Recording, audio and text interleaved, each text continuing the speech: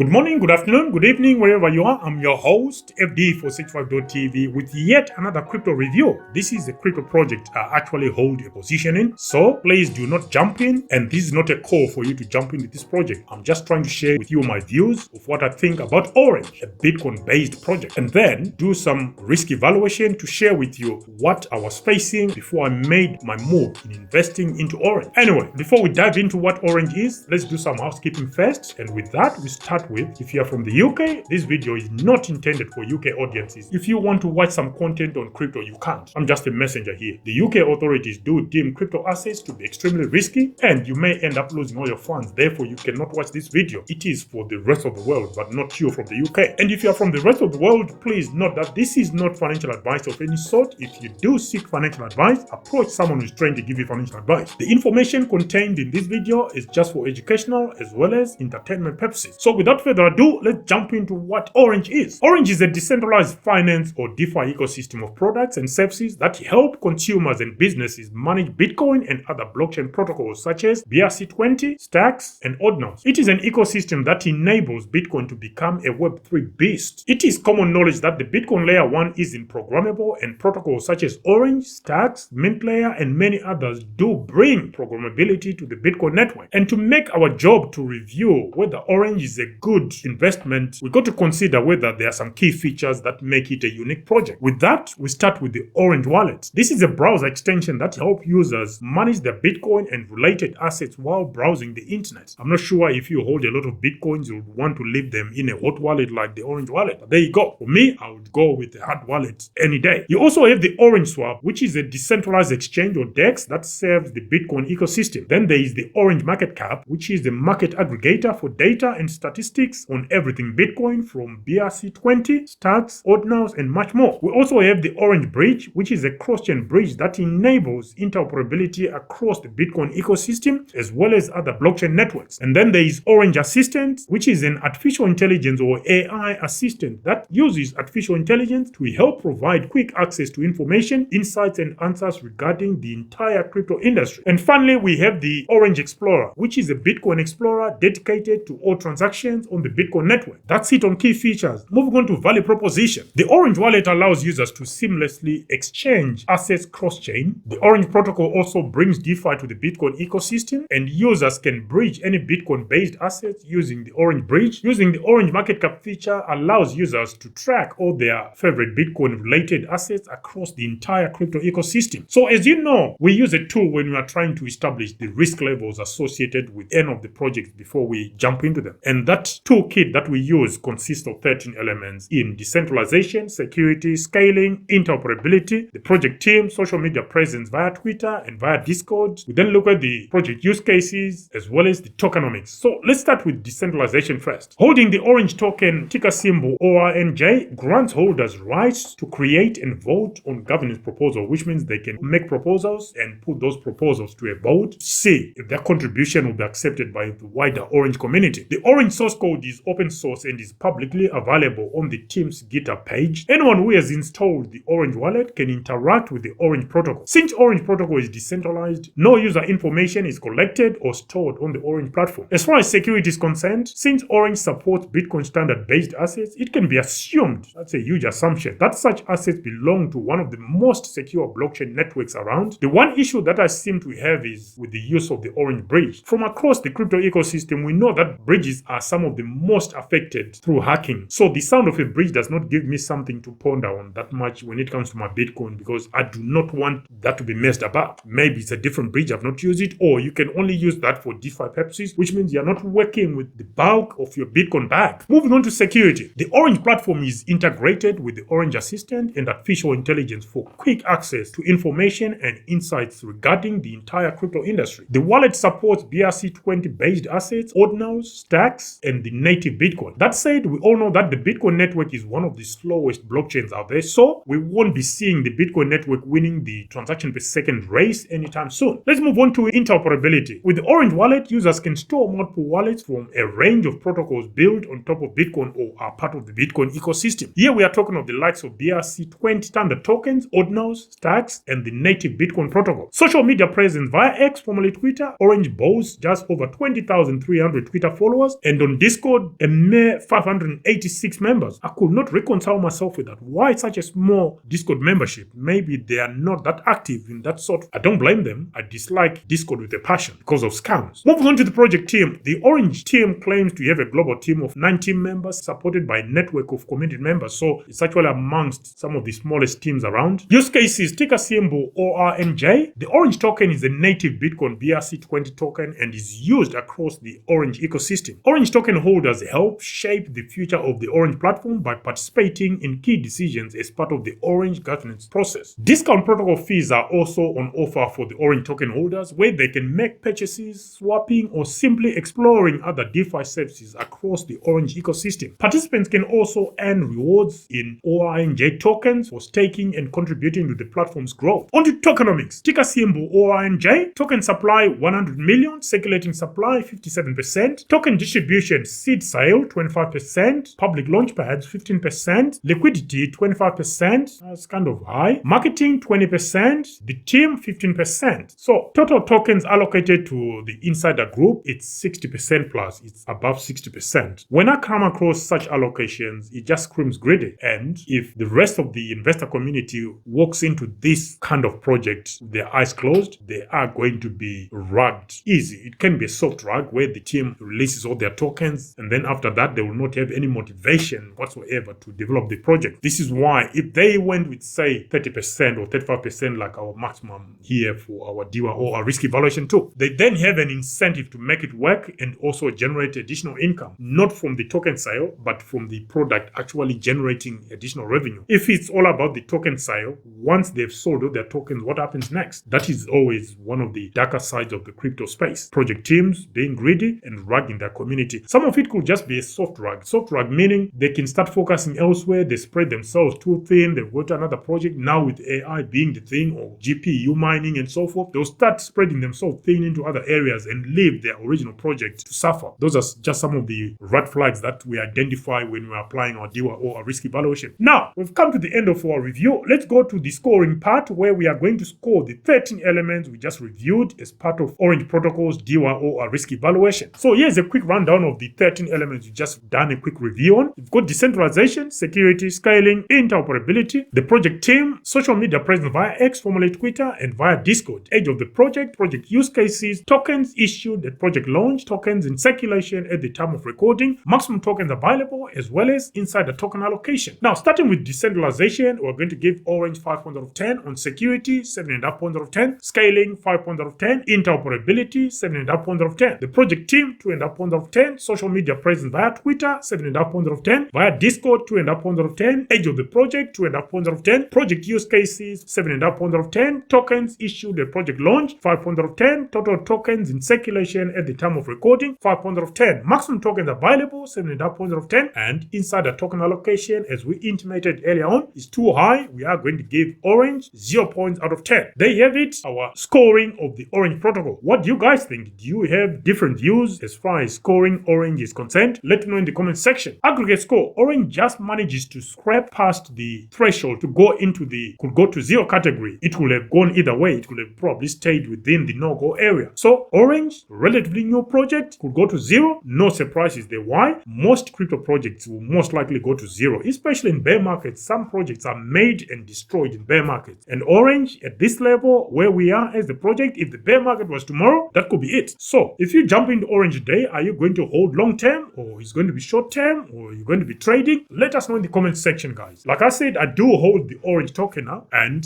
I may just hold it for the duration of this cycle, depending on what happens next. If the Bitcoin ecosystem actually takes off and ORNJ becomes integral to that ecosystem, then maybe I may change my views. You tell me what you think about ORNJ protocol. Until the next video, I'm your host, FD for 65.tv, signing out for now. Bye.